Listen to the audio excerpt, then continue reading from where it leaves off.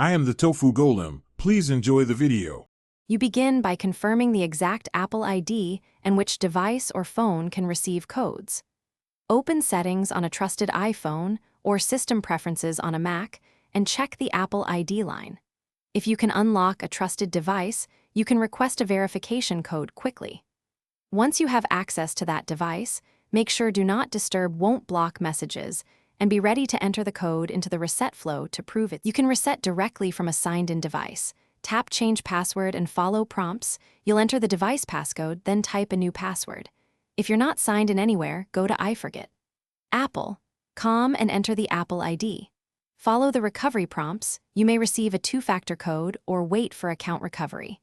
Make sure your new password meets Apple rules and don't reuse old passwords so you avoid repeat lockouts later. Once the password changes, immediately sign in on all devices and services so iCloud syncs correctly. Update Keychain and any password managers. This prevents repeated prompts and app failures. Make sure apps that use the Apple ID re-authenticate, like Mail and FaceTime.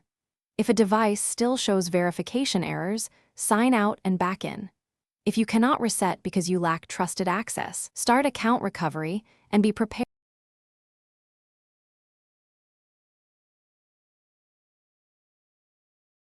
Thanks for watching. Consider subscribing if we helped you today.